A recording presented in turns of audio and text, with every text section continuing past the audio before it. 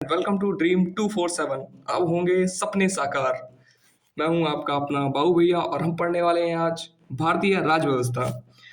जैसा कि आप देख सकते हैं हम पढ़ने वाले हैं आज इंडियन पॉलिटी।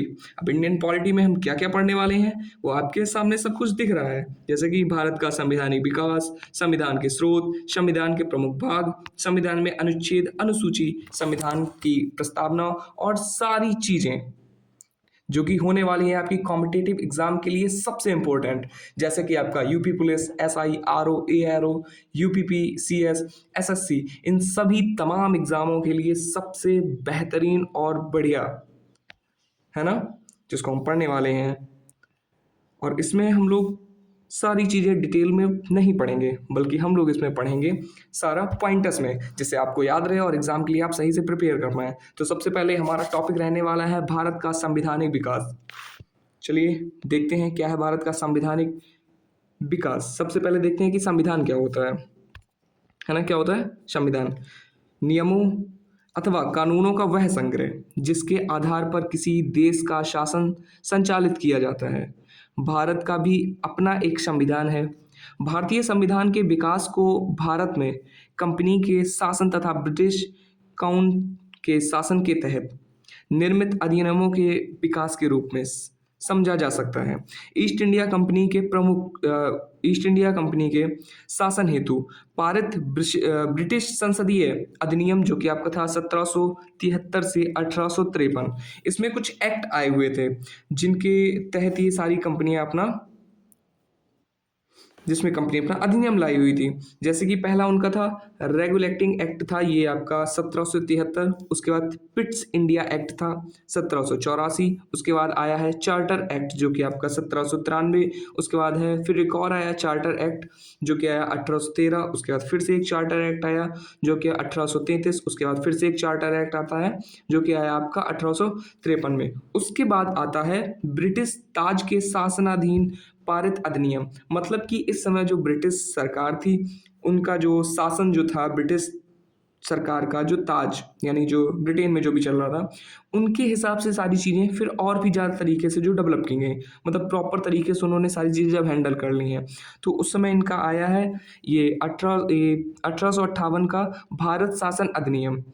उसके बाद फिर आता है 1861 का भारत परिषद अधिनियम। उसके बाद 1892 का भारत परिषद अधिनियम। फिर से 1909 में आता है भारत परिषद अधिनियम। फिर 1919 का भारत शासन अधिनियम। उसके बाद 1935 का भारत शासन अधिनियम।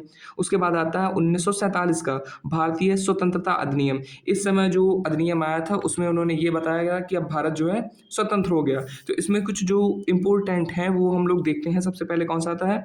1773 का रेगुलेटिंग एक्ट। तो क्या कहता है रेगुलेटिंग एक्ट, हम लोग देखते हैं। इस अधिनियम के द्वारा भारत में ईस्ट इंडिया कंपनी के शासन पर ब्रिटिश सरकार का नियंत्रण स्थापित किया गया। मतलब अगर मोटा मोटा देखा जाए तो जो भारत में ईस्ट इंडिया कंपनी थी तो उसके ऊपर जो शासन था वो किसका था? ब्रिटिश सरकार का, है ना। उसके बाद इसमें और क्या क्या है? इस अधिनियम के तहत बंगाल के गवर्नर को बंगाल का गवर्नर जनरल पद दिया गया। मतलब जो बंगाल का उसमें गवर्नर था उसको गवर्नर जनरल का पद दे दिया गया। बंगाल के गवर्नर जनरल की सहायता के लिए 4 सदस्यीय कार्यकारी परिषद का गठन किया गया, जिसका कार्यकाल 5 वर्ष निर्धारित किया गया। उसके बाद इस व्यवस्था के तहत वॉरेन हेस्टिंग बंगाल का प्रथम गवर्नर, कौन है? वॉरेन हेस्टिंग जो था बंगाल का प्रथम गवर्नर था, गवर्नर जनरल, है ना, बना। तथा फ्रांसीसी क्लेवरिंग और ये मानसन और बारवेल काउंसिलिंग के सदस्य नियुक्त हुए। कौन कौन? ये आपने देखा जैसे मानसन और बारवेल काउंसिलिंग के सदस्य तय हुए। उसके बाद हम लोग आगे देखते हैं इस व्यवस्था के तहत मद्रास एवं बम्बई के गवर्नर को बंगाल के गवर्नर जनरल के अधीन कर दिया गया। मतलब वो जो बम्बई के गवर्नर थे उनको बंगाल के गवर्नर जनरल के अधीन कर दिया गया। मतलब अब ये जो बंगाल का जो गवर्नर जनरल है वो जो कहेंगे वही होगा। कहाँ? मद्रास एवं बम्बई में। आगे देखते हैं इसमें और क्या क्या है कि 1773 के रेगुलेटिंग एक्ट के तहत 1774 ईस्वी में बंगाल यानी कलकत्ता में एक उच्चतम न्यायालय की स्थापना की गई, जिसमें एक मुख्य न्यायाधीश तथा 3 अन्य न्यायाधीश थे, है ना। ये आपका यहाँ इम्पोर्टेंट हो जाता है अगर देखा जाए तो, कि क्वेश्चन बहुत सारे आते हैं कि ये 1773 के रेगुलेटिंग एक्ट में क्या क्या आया था। 1774 में बंगाल जो आपका कलकत्ता में पड़ता है ना, में एक उच्चतम न्यायालय की स्थापना, सॉरी बंगाल में कलकत्ता है, जो भी है आगे देते हैं। उसके बाद ये जो उच्चतम न्यायालय की सबसे पहले जो स्थापना की गई है इसकी बात हो रही है, जिसमें कि जो आपके देखे जाए न्यायाधीश और अन्य न्यायाधीश कितने थे।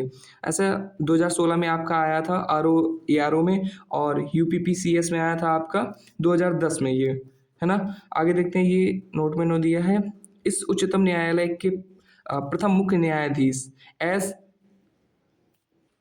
सर एल्जिया इम्पे थे, जबकि 3 अन्य न्यायाधीश में चैम्बर्स, लिमेस्टर तथा हाइट थे। उसके बाद हम लोग देखते हैं, इस व्यवस्था के तहत कंपनी के कर्मचारियों को निजी व्यापार करने तथा भारतीयों से उपहार लेने से प्रतिबंधित किया गया। मतलब अब ये कंडीशन आ गई थी कि जो भारत में जो लोग रह रहे थे, अब वो किसी प्रकार का कोई गिफ्ट नहीं दे सकते हैं, समझे। अगर वो देंगे तो ये लोग गिफ्ट नहीं लेंगे, ऐसा वहाँ से एक्ट आया था, है ना। आगे ये कहते हैं, इस अधिनियम के तहत कंपनी द्वारा भारत की राजस्व, नागरिक और सैन्य संबंधी समस्त सूचनाएं ब्रिटिश सरकार को देना अनिवार्य कर दिया गया था। मतलब बहुत ज़्यादा तरीके से भारत को दबाया जा रहा था एक तरीके से अगर देखा जाए, और सारी यहाँ की बातें वहाँ जा रही थी। एक्ट ऑफ सेटलमेंट, ये आपका 1781 में आया था, एक्ट ऑफ सेटलमेंट, है ना। रेगुलेटिंग एक्ट की कमियों को दूर करने के लिए लाए गए इस अधिनियम के तहत कलकत्ता की सरकार को बंगाल, बिहार तथा उड़ीसा के लिए भी विधि बनाने का अधिकार प्राप्त किया गया। ये आपका आया किसमें, 1781 में। उसके बाद हम देखते हैं 1784 का पिट्स इंडिया एक्ट। इसमें क्या क्या है, इसके तहत भारत में कंपनी के कार्यों एवं प्रशासन पर ब्रिटिश सरकार का पूर्ण नियंत्रण स्थापित किया गया। मतलब अभी तक पूर्ण नियंत्रण नहीं था, लेकिन जो ये 1784 का पिट्स इंडिया एक्ट आता है, इसमें कहते हैं कि अब ब्रिटिश सरकार का भारत की जो है, भारत की जो कंपनी है, इनके जो कार्यों और प्रशासन पे जो है पूरा ब्रिटिश सरकार का ही नियंत्रण रहेगा। इसके बाद इसमें लिखा होता है, इसके द्वारा कंपनी के व्यापारिक एवं राजनीतिक कार्यों को एक दूसरे से अलग कर दिया गया। भारत में कंपनी द्वारा शासित क्षेत्र को पहली बार ब्रिटिश आधिपत्य का क्षेत्र कहा गया, है ना। इस एक्ट के तहत भारत में द्वैध शासन की शुरुआत हुई, जो 1858 ईस्वी तक विद्यमान रही। अच्छा, ये पूछा गया आपके MTS में पूछा गया है ना, CHSL में पूछा गया है। द्वैध शासन आपको पता ही होगा, जहां एक सरकार को 2 लोग मिलकर चलाते हैं, उसको बोलते हैं क्या, द्वैध शासन। आगे देखते हैं, कंपनी के वाणिज्य संबंधी मामलों की देखरेख के लिए निदेशक मंडल यानी बोर्ड ऑफ डायरेक्टर को अनुमति दी गई, परंतु राजनीतिक मामलों के लिए एक नियंत्रण बोर्ड यानी बोर्ड ऑफ कंट्रोल का गठन किया गया। ये देखो, ये भी क्वेश्चन आपका आया है कि बोर्ड ऑफ कंट्रोल का गठन कब किया गया। अधिकतर ये पूछते हैं यार, किस एक्ट के तहत बोर्ड ऑफ कंट्रोल का गठन किया गया था, यानी नियंत्रण बोर्ड का गठन किया गया था, है ना। उसके बाद पूछा गया है, बता रहा है कि इसमें 1784 का जो अधिनियम आया है, 1784 के अधिनियम में इन्होंने दिया है, इस अधिनियम के द्वारा गवर्नर जनरल को विशेष परिस्थितियों में अपनी परिषद के निर्णय को निरस्त करने का अधिकार प्राप्त किया गया, प्रदान किया गया। और इसमें दिया गया है जो गवर्नर जनरल को प्रधान सेनापति की शक्तियां भी प्रदान की गई। ये दोनों अधिकार सर्वप्रथम लॉर्ड कॉर्नवालिस ने प्राप्त किए। ये जो आपके थे लॉर्ड कॉर्नवालिस, ये हैं, इन्होंने सबसे पहले प्राप्त की थी ये शक्तियाँ, है ना। तो अब इसमें अगर हम लोग देखते हैं, एक छोटा सा पैराग्राफ बना हुआ है, इसको आप जो है अपनी कॉपी में ज़रूर लिख लें। बाकी चीज़ तो सिर्फ आप सुन सकते हैं, बाकी इसको जो है लिख लो तो याद रहेगा प्रॉपर तरीके से। जैसे कि भारत के प्रथम और अंतिम गवर्नर जनरल जो रहे हैं, या जिनको बोला गया बाद में वायसराय बोला गया, तो सबसे पहले जो आपके रहे हैं 1774 से 1785 में बंगाल का प्रथम गवर्नर जनरल, ठीक है ना, उसको बोलेंगे किसको, वॉरेन हेस्टिंग को। और उससे पहले जो आए थे वो आए रॉबर्ट क्लाइव, जो कि आपके आए थे बंगाल के जो प्रथम गवर्नर थे, है ना। ये तो गवर्नर जनरल प्रथम बने, ये गवर्नर थे प्रथम। तो रॉबर्ट क्लाइव जो थे वो बंगाल के प्रथम गवर्नर थे, जो कि 1758 से 1760 तक रहे हैं। उसके बाद फिर सेकंड इनका एक बार चांस और आया, जो कि 1765 से 1767 तक रहे हैं। उसके बाद वारिंग हेस्टिंग आए हैं आपके, है ना। अब जो ये है सबसे पहले क्या बंगाल के गवर्नर ही बनाए गए। अगर देखा जाए तो इनके बाद फिर जो है पद चेंज हो गया, व्यक्ति वही रहा लेकिन पद चेंज कर दिया गया। अब इसमें आपको क्वेश्चन में पूछ लिया जाएगा कि बंगाल का अंतिम गवर्नर कौन है, तो वारिंग हेस्टिंग। और वहीं पूछा जाएगा बंगाल का प्रथम गवर्नर जनरल कौन है, तो आप कहेंगे वारिंग हेस्टिंग ही है सर, है ना। तो इनका जो कार्यकाल रहा है वो 1772 से 1774 तक रहा है, जब ये अंतिम गवर्नर थे। और वहीं जब ये गवर्नर जनरल बने हैं तब ये 1774 से 1785 तक इनका कार्यकाल रहा है। उसके बाद आते हैं लॉर्ड विलियम बेंटिक, जिनका आप बता। अब देखो यहाँ पर जो क्या होता है, यहाँ पर पद फिर से चेंज किया जाता है। जब ये आते हैं तब बंगाल के ये अंतिम गवर्नर जनरल होते हैं, ठीक है ना। और उसके बाद जब इनका पद चेंज होता है तभी होते हैं भारत के प्रथम गवर्नर जनरल, है ना। मतलब इनके जब इनका कार्यकाल रहा है, दो कार्यकालों में इन्होंने दो पद ग्रहण किए, और वो तभी पद ग्रहण किए हैं जब वो पद चेंज किए गए या फिर कोई नई योजना के तहत वो पद बनाए गए। जैसे कि पहले, अब यहाँ पर अगर देखा जाए बंगाल का अंतिम गवर्नर जनरल, तो बोलेंगे लॉर्ड विलियम बेंटिक, जो कि आपके 1828 से 1834 तक। उसके बाद भारत का प्रथम गवर्नर जनरल, जो कि 1834 से 1835 तक, यानी एक साल तक ये रहे, है ना, देखा जाए तो। वहीं इनके बाद अगर देखा जाता है तो आते हैं लॉर्ड कैनिंग। लॉर्ड कैनिंग जो हैं वो आपके 1858 से 1862 तक जब इनका शासनकाल रहा, तो ये भारत के प्रथम वायसराय के रूप में रहे हैं। और इससे पहले अगर देखा जाए तो 1856 से 1858, जो कि कंपनी द्वारा नियुक्त भारत का अंतिम गवर्नर जनरल, मतलब जो भारत का अंतिम गवर्नर जनरल था वो था लॉर्ड कैनिंग। और इसको फिर बनाया गया क्या, भारत का प्रथम वायसराय बोला गया इसको, है ना। और उसके बाद आते हैं लॉर्ड माउंटबेटन। लॉर्ड माउंटबेटन हमें लगता है कि बाकी सबसे थोड़ा बहुत सही बंदा था, है ना। तो ये जो लॉर्ड माउंटबेटन थे, ये मार्च 1947 से अगस्त 1947 तक भारत के अंतिम वायसराय रहे हैं, है ना। मतलब बहुत ज़्यादा टाइम तक नहीं, उस समय आप देख ही रहे हैं क्या कंडीशन चल रही थी। उसके बाद अगस्त 1947 से जून 1948 तक स्वतंत्र भारत के प्रथम गवर्नर जनरल, मतलब जो अपना भारत आज़ाद हो गया है उसके बाद भी ये कुछ दिनों तक गवर्नर जनरल रहे हैं भारत के। क्योंकि देखो उस समय इतनी ज़्यादा खींचतान चल रही थी ना सरकार में, तो कोई ना कोई तो होना चाहिए था। हालांकि इनके पास थोड़ा बहुत एक्सपीरियंस भी था, तो फिर भी इन्होंने काफ़ी चीज़ें सही की थी। और उसके बाद फिर आते हैं सी राजगोपालाचारी, जो कि जून 1948 जनवरी 1950, ये इनका ये स्वतंत्र भारत के प्रथम तथा अंतिम भारतीय गवर्नर जनरल रहे हैं। ये हालांकि ये भारतीय भी थे, है ना। उसके बाद से फिर जो है चीज़ें चेंज हो गई, फिर हमारे यहाँ गवर्नर जनरल वाला सीन चेंज हो गया, फिर राष्ट्रपति हो गए, उपराष्ट्रपति हो गए, प्रधानमंत्री, है ना।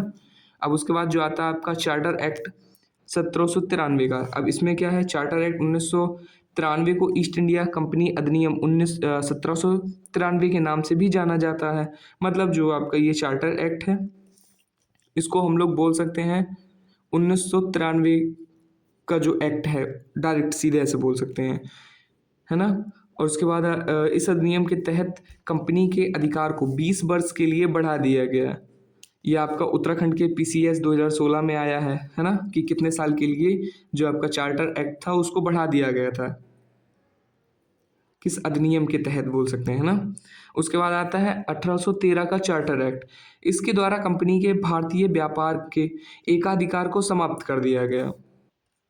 उसके बाद इसमें जो 1813 के चार्टर एक्ट में और दिया गया कि हालांकि कंपनी को चीन से व्यापार का तथा कंपनी का भारत में चाय के व्यापार का एकाधिकार जारी रहा। मतलब कि जो कंपनी ने ये नया चार्टर एक्ट लाया था, इनका केवल इतना कहना था भैया आप चाय के व्यापार कर सकते हैं। बाकी से ये आपका आईएएस 2019 में आया है।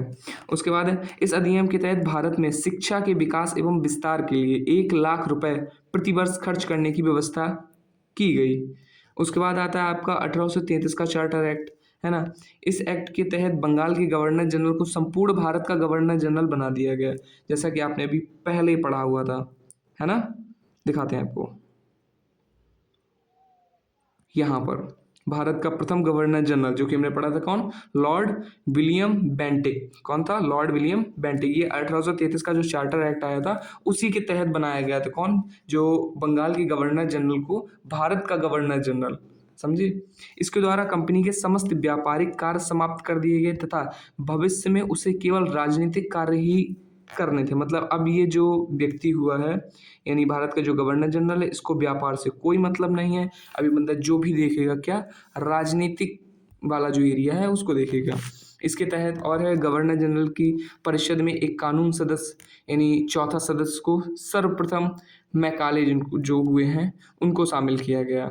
इस एक्ट के तहत परिषद गवर्नर जनरल को पूरे भारत के लिए कानून बनाने का अधिकार प्रदान किया गया। अब सोचो भाई, इन्होंने कितना तगड़े से कब्जा करके रखा था कि ये ब्रिटिश के हैं, इंडिया में आके कानून बना रहे हैं, मतलब इंडिया वालों के लोग चलाएंगे। भाई चलाया, देखा जाए तो अच्छा हुआ उसमें इतने सारे लोग थे। जो आजकल तो लोग क्या ही करें, भगवान जाने, फिर भी ठीक है। इसी एक्ट में नियुक्तियों के लिए योग्यता संबंधी मानदंड अपनाकर भेदभाव को समाप्त किया गया। देखो कुछ भी कर रहे हैं भाई। इस चार्टर एक्ट की धारा 87 के अनुसार कोई भी भारतीय केवल धर्म, जन्म स्थान, वंश और वर्ण के आधार पर सरकारी सेवा के लिए अयोग्य नहीं समझा जा सकता है। 1833 के चार्टर एक्ट के तहत दास प्रथा को कानून के खिलाफ घोषित किया गया तथा 1843 ईस्वी में इसे कानून बनाकर समाप्त किया गया।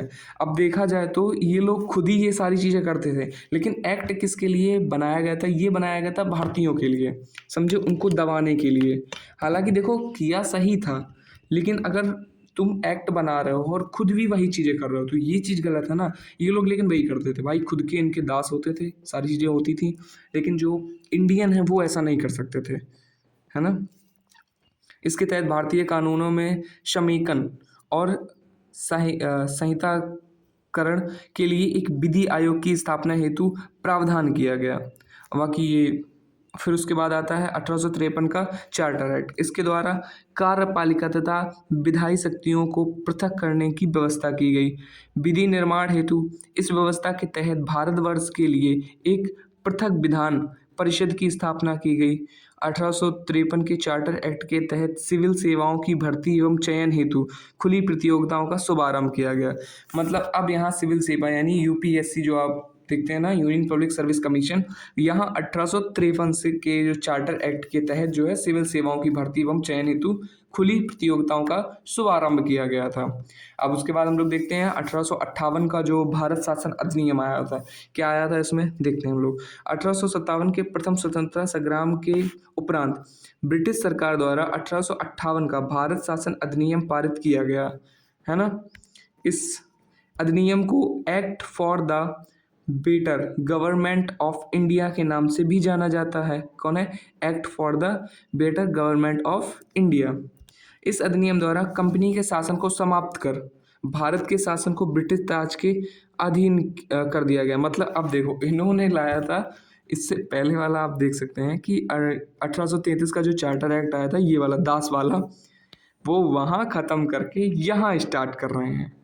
और क्या ही कर रहे हैं, ये दास प्रथा को ही कर रहे हैं भाई, कि आप इंडिया को ब्रिटिश के ताज के अधीन कर रहे हैं।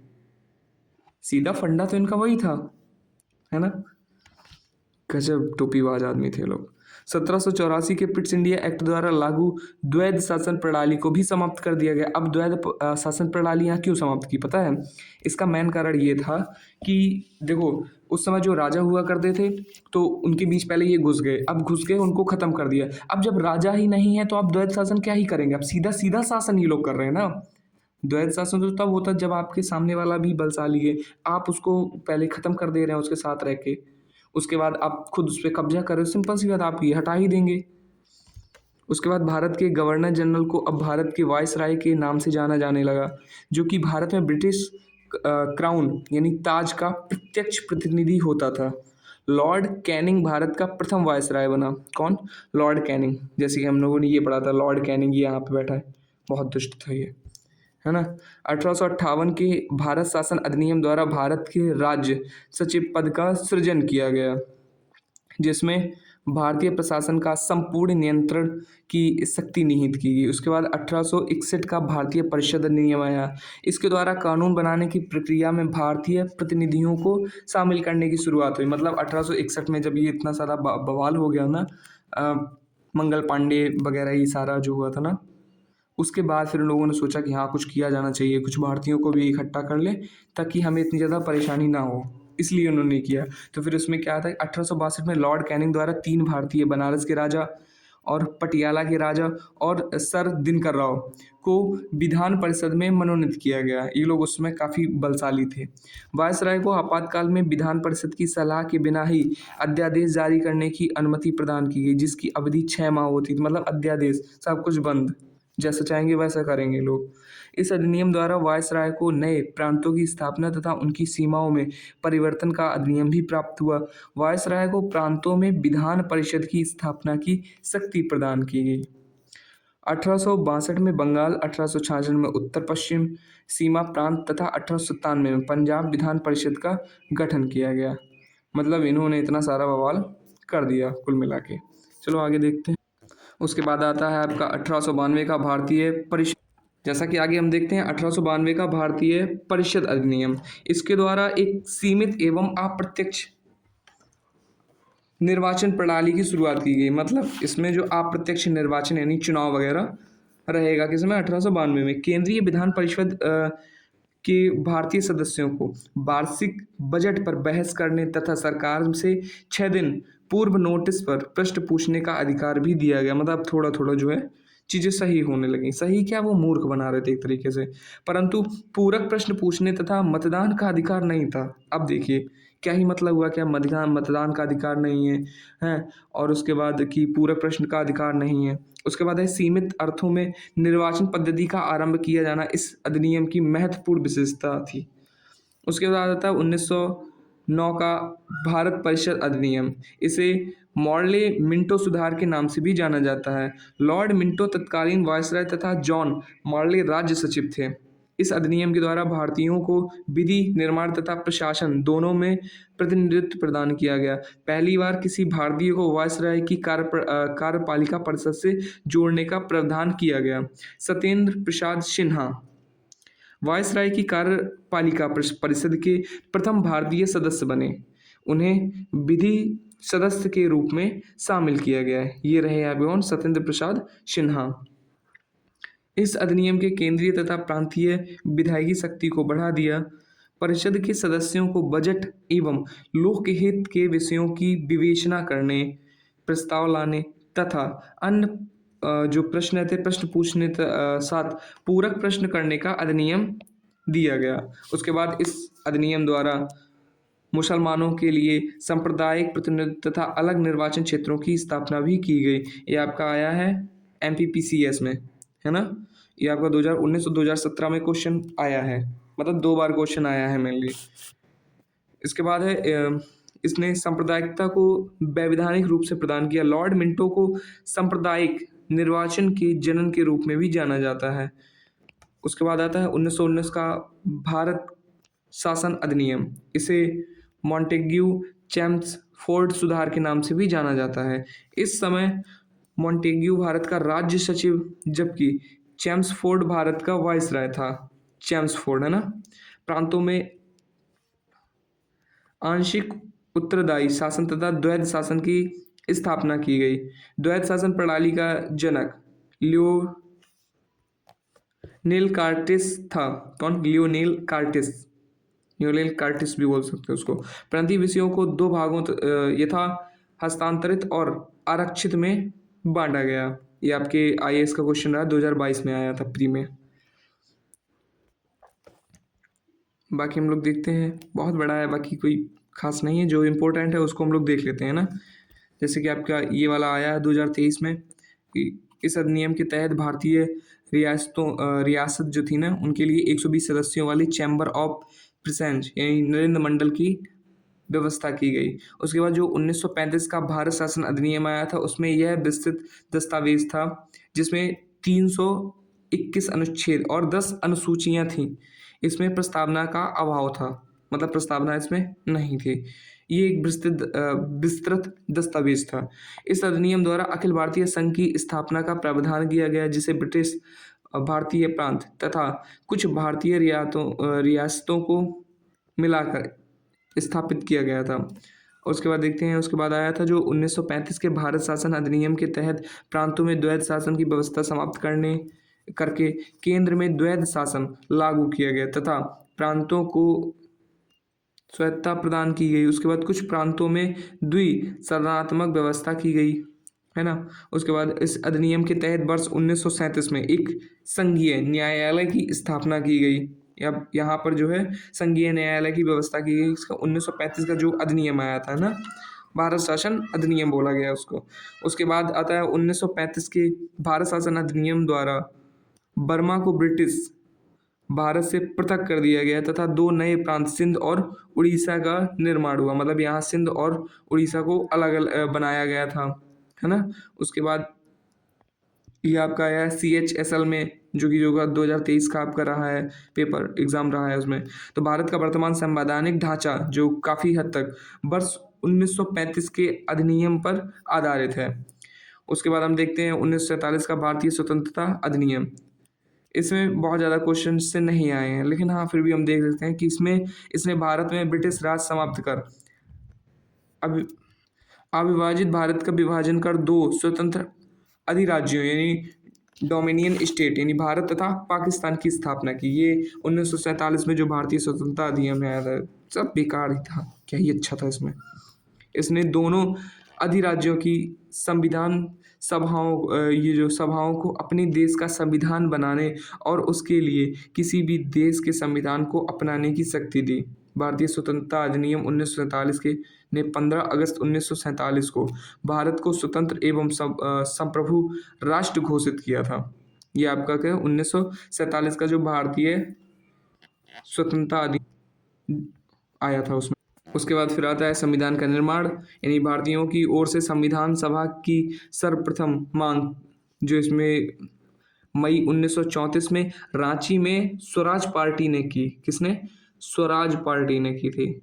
ये आपका IAS 1996 का क्वेश्चन है। उसके बाद वर्ष 1934 में ही भारत में संविधान सभा के गठन का विचार MN राय ने दिया। किसने? MN राय। उसके बाद भारतीय राष्ट्रीय कांग्रेस के स्तर पर भी पहली बार स्वराज पार्टी के बाद अगर देखा जाए तो पटना में मई 1934 में ही संविधान निर्माण के लिए आधिकारिक रूप से संविधान सभा की मांग की गई। मतलब ये काफ़ी टाइम से संविधान की बात कर रहे थे अगर देखा जाए तो 1934 से ही। उसके बाद है जिसकी पुष्टि कांग्रेस की 1936 के फैजपुर अधिवेशन में की गई। इस निर्वाचित संविधान तथा सभा द्वारा भारत के संविधान का निर्माण करने का प्रस्ताव सर्वप्रथम वर्ष 1942 में क्रिप्स मिशन द्वारा किया गया। ये वाला जो आपका संविधान का निर्माण है ना, इससे बहुत सारे क्वेश्चन आते हैं और आप इसको याद कर लें ज़्यादा बेहतर रहेगा। स्क्रीनशॉट ले लीजिए, आपके लिए आसानी रहेगी, है ना। जैसे कि आपने देखा वर्ष 1946 में कैबिनेट मिशन के तहत भारतीय संविधान सभा के गठन का प्रस्ताव किया गया था। उसके बाद इसके तहत मोटे तौर पर प्रति 10 लाख व्यक्तियों पर एक प्रतिनिधि के निर्वाचन की व्यवस्था की गई। मतलब प्रति 10 लाख लोगों पर एक लोग जो है चुनाव में खड़ा हो सकता है। उसके बाद देखते हैं कैबिनेट मिशन के तहत संविधान सभा के कुल सदस्यों की संख्या 389 निर्धारित की गई। इनमें से 296 सीटें ब्रिटिश भारत और 93 सीटें देसी रियासतों को आवंटित की जानी थी। देखो यहाँ भी वो लोग चालाकी ही कर रहे एक तरीके से। संविधान सभा मुख्यतः अप्रत्यक्ष निर्वाचन का परिणाम थी। उसके बाद एक क्वेश्चन आपका आया है इसमें, ये वाला RTS में, RAS में यह निर्वाचन वयस्क मताधिकार पर आधारित नहीं था। उसके बाद ये UPPCS में आया है। संविधान सभा की पहली बैठक 9 दिसंबर 1946 को नई दिल्ली में संपन्न की गई। इस बैठक का मुस्लिम लीग ने बहिष्कार करते हुए अलग पाकिस्तान अलग संविधान सभा की मांग की। यहीं से सब गड़बड़ हो गया है। उसके बाद देखते हैं अतः पहली बैठक में केवल 207 सदस्य जिसमें 9 महिलाएं थीं, है ना, जो कि कांग्रेस के सदस्य थे। देसी रियासत हैदराबाद ने संविधान सभा की पहली बैठक में भाग नहीं लिया। सबसे वरिष्ठ सदस्य डॉक्टर सच्चिदानंद सिन्हा को संविधान सभा की प्रथम बैठक का अस्थायी सदस्य चुना गया। उसके बाद 11 दिसंबर 1946 को डॉक्टर राजेंद्र प्रसाद को संविधान सभा का स्थायी सदस्य चुना गया तथा एच.सी. मुखर्जी को उपाध्यक्ष और बी.एन. राव को संविधान सभा का संवैधानिक सलाहकार नियुक्त किया गया। अब बी.एन. राव जी को तो आप जानते ही होंगे, है ना। उसके बाद 13 दिसंबर 1946 को जवाहरलाल नेहरू ने संविधान सभा की उद्देश्य प्रस्तावना पेश किया, जिसे 22 जनवरी 1947 को सर्वसम्मति से संविधान सभा द्वारा स्वीकार कर लिया गया था। ये आपका यूपीपीसीएस में 1998 का क्वेश्चन रहा है। संविधान निर्माण के लिए संविधान तथा सभा द्वारा विभिन्न समितियों का गठन किया गया था। कौन कौन सी जो समिति थी वो थी, इसमें से कुछ समितियां और उनके जो ये अध्यक्ष रहे हैं, जैसे कि आपकी रही है कौन सी, संघ शक्ति समिति, है ना। उसके बाद संघीय संविधान समिति, प्रांतीय संविधान समिति, प्रारूप समिति, है ना, मौलिक अधिकारों एवं अल्पसंख्यकों संबंधी परामर्श समिति, उसके बाद मौलिक अधिकार उप समिति, अल्पसंख्यक उप समिति, प्रक्रिया विषयक नियमों संबंधी जो समिति राज्य के लिए समिति बनी, है ना। उसके बाद संचालन समिति रही है, और उसके बाद तथा राष्ट्रीय ध्वज समिति रही है, कार्य संचालन संबंधी समिति रही है। ऐसे बहुत सारी जो है समितियां बनाई गई थी। उसके बाद है आपका 29 अगस्त 1947 को एक संकल्प पारित करके प्रारूप समिति का गठन किया गया। इस समिति का अध्ययन डॉक्टर भीमराव अंबेडकर को चुना गया, जो कि आपका क्वेश्चन आ चुका है एआरओ यूपीआरओ में, है ना। उसके बाद प्रारूप समिति का कार्य संवैधानिक सलाहकार बी.एन. राव द्वारा तैयार किए गए संविधान के प्रारूप पर विचार विमर्श करना था। ये भी आपका आया है यूपी लोअर सबऑर्डिनेट में, है ना। आगे देखते हैं आपकी जो प्रारूप समिति ने 21 फरवरी 1948 को संविधान सभा को अपनी रिपोर्ट प्रस्तुत की। ये थोड़ा सा इम्पोर्टेंट हो जाता है। आगे हम लोग देखते हैं प्रारूप समिति में कुल 7 सदस्य थे। कौन? अध्यक्ष आपके थे डॉक्टर भीमराव अंबेडकर, उसके बाद सदस्य थे एन गोपालास्वामी, उसके बाद अल्लादी कृष्ण स्वामी, है ना, डॉक्टर के एम मुखर्जी थे, सैयद मोहम्मद सादुल्ला थे, है ना, एन माधव राव थे, इन्होंने बी.एल. मित्र का स्थान लिया, जिन्होंने स्वास्थ्य कारणों से त्याग पत्र दे दिया था, उनको थोड़ा सा तबीयत वगैरह खराब हो गई थी इसलिए। उसके बाद जो साथ में थे वो टी.टी.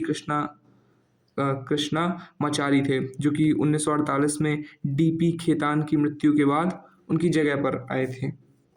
अगर देखा जाए संविधान सभा का प्रथम वचन 4 से 9 नवंबर 1948 तक, दूसरा जो वाचन था वो 15 नवंबर 1948 से 17 अक्टूबर 1949 तक, और तीसरा वाचन था वो 17 से 26 नवंबर 1949 तक चला।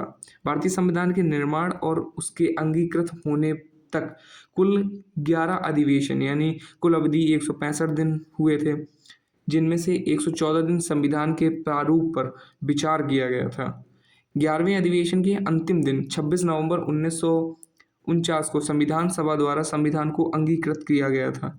यह आपका यूपीपीसीएस में 2023 में आया था। नेक्स्ट का जो रहने वाला है आपका, वो आपको नेक्स्ट क्लास में पढ़ने को मिलेगा। तब तक के लिए वीडियो को लाइक कर दीजिए, चैनल को सब्सक्राइब कर दीजिए और शेयर कर दीजिए अपने दोस्तों के पास। और आप इसकी स्क्रीनशॉट भी ले सकते हैं, जो आपका समितियां हैं ना, और इसके जो अध्यक्ष रहे हैं। ओके, तब तक के लिए जय हिंद, जय भारत।